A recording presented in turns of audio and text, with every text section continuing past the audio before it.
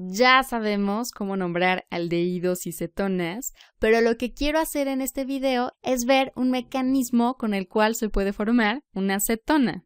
Digamos que tenemos un benceno y en la primera parte de la reacción este benceno simplemente va a estar por ahí.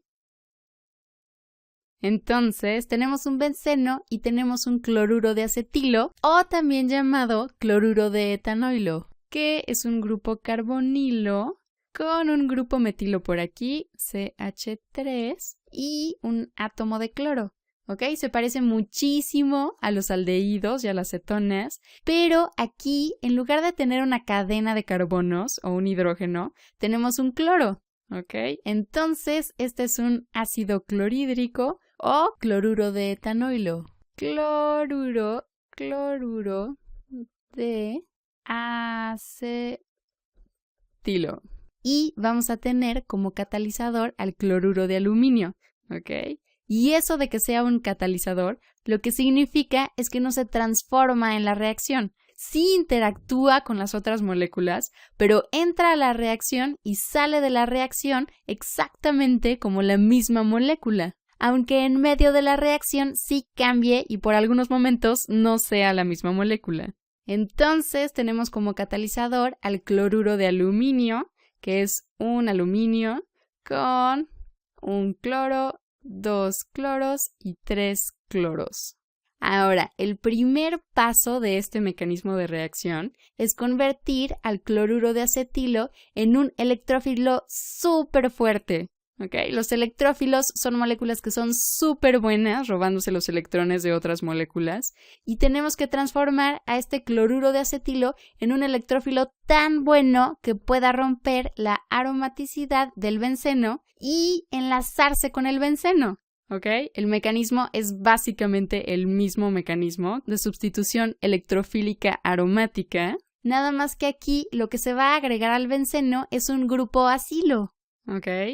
Este grupo de aquí es un grupo acilo y en esta reacción vamos a agregarle este grupo acilo al benceno. ¿Okay? Vamos a acilar el benceno y por eso esta reacción se llama acilación de Friedel-Crafts y es una reacción muy similar a la sustitución electrofílica aromática.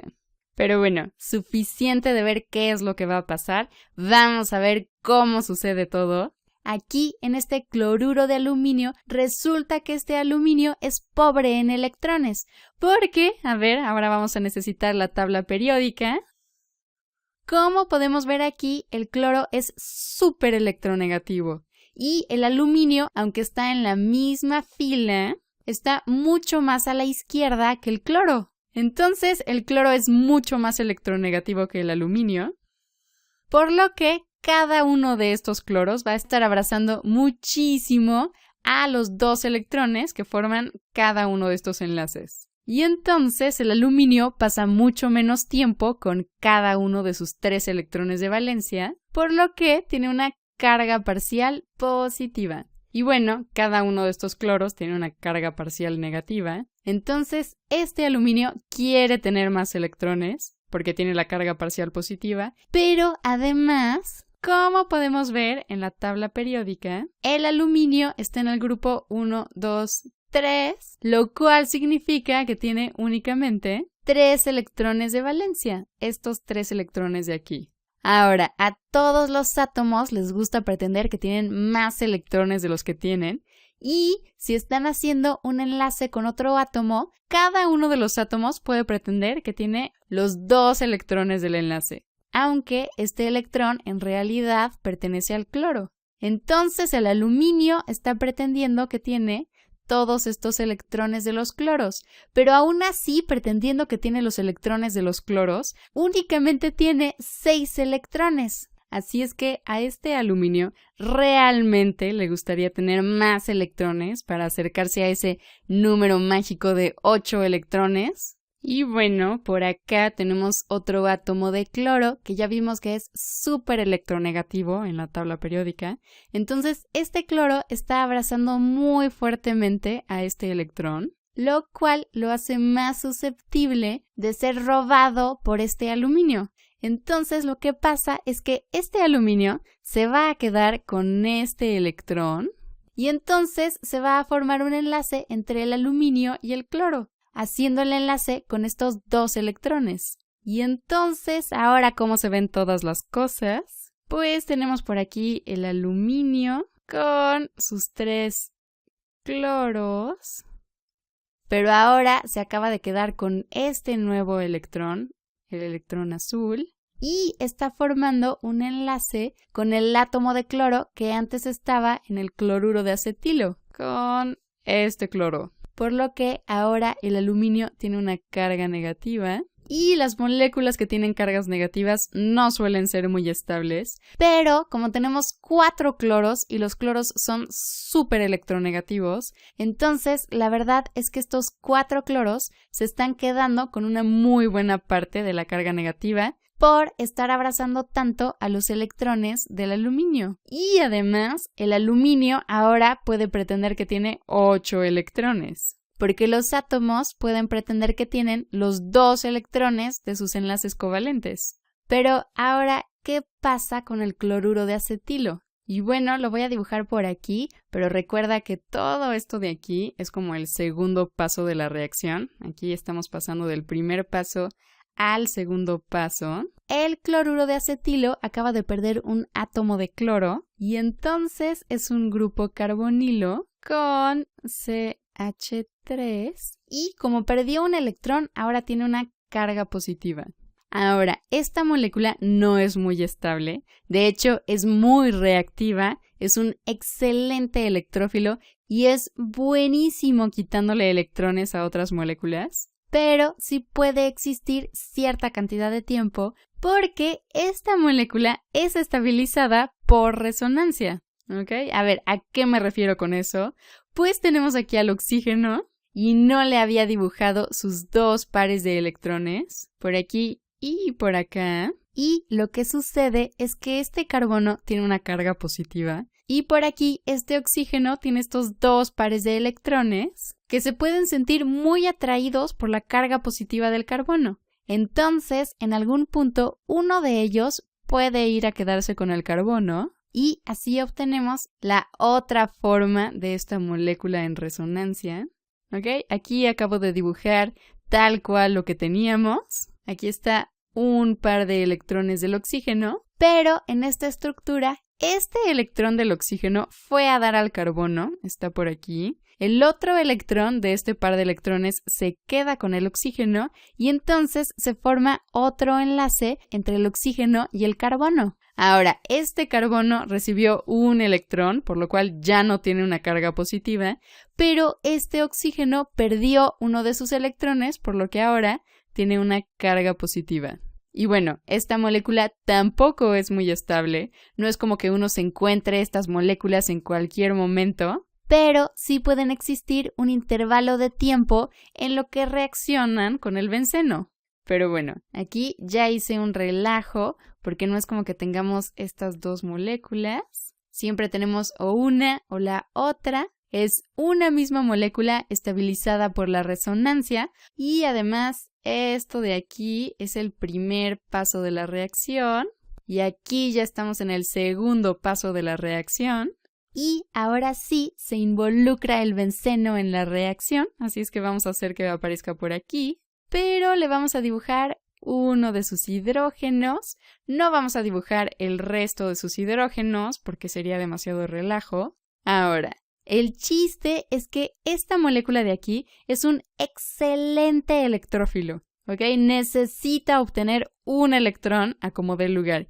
Y aunque el benceno sea muy estable por la resonancia aromática, si llegara este electrófilo a golpear a este benceno de la forma adecuada, este grupo acilo se va a quedar con uno de los electrones del anillo bencénico. Y entonces este electrón va a dar al carbono y con este par de electrones se forma un enlace entre el grupo acilo y el anillo bencénico.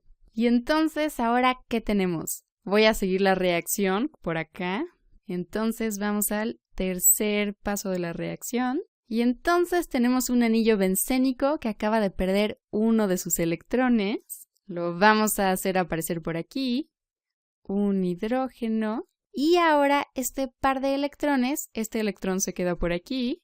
Y el otro electrón, el electrón azul, ahora pertenece al grupo acilo. Y bueno, voy a voltear este grupo acilo para que quede el grupo metilo del lado derecho. Y entonces tenemos por aquí el carbono con el electrón azul que le acaba de robar al anillo bencénico y por lo tanto ya no tiene una carga positiva.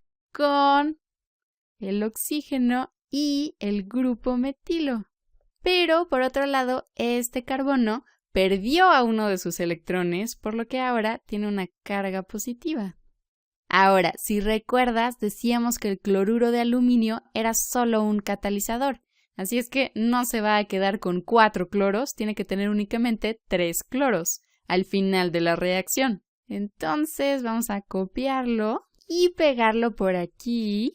Ahora, ¿cómo te puedes imaginar? Este anillo quiere volver a ser aromático y volver a tener resonancia aromática.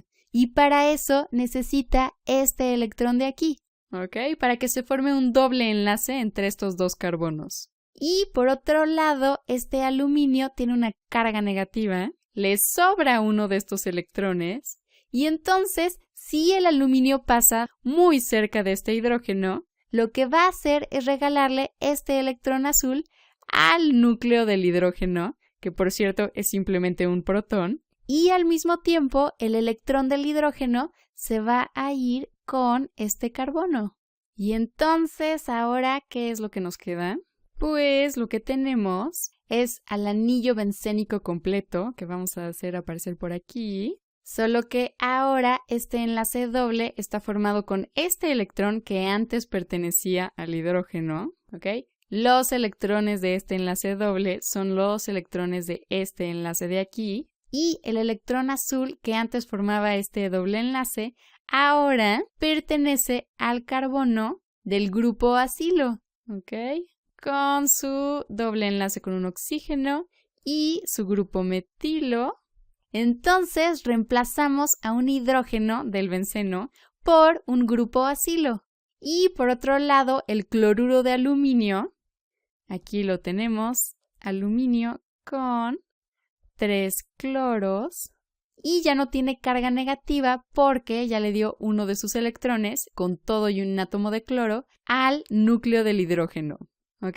Este anión volvió a ser simplemente cloruro de aluminio con toda su deficiencia de electrones y sus ganas de quedarse con un electrón del cloruro de acetilo. ¿Ok? Entró a la reacción como un simple cloruro de aluminio y está saliendo de ella tal cual como entró, como un cloruro de aluminio. Mientras que el benceno y el cloruro de acetilo ahora están formando una acetona. ¿Ok? Acabamos de acilar al benceno. Y por eso esta reacción se llama acilación de Friedel-Crafts. Friedel-Crafts. ¿Ok? Se llama acilación porque acabamos de acilar al benceno. Y de Friedel-Crafts porque ellos fueron los que descubrieron esta reacción.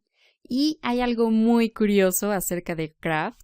Resulta que nunca terminó su doctorado, pero sí hizo varios descubrimientos como este mecanismo de acilación. Y aunque nunca se tituló de doctorado, por todos sus grandes logros y por ser una persona muy trabajadora e inteligente, en algún punto hasta fue presidente del MIT.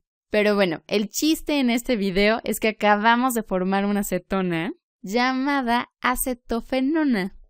Acetofenona.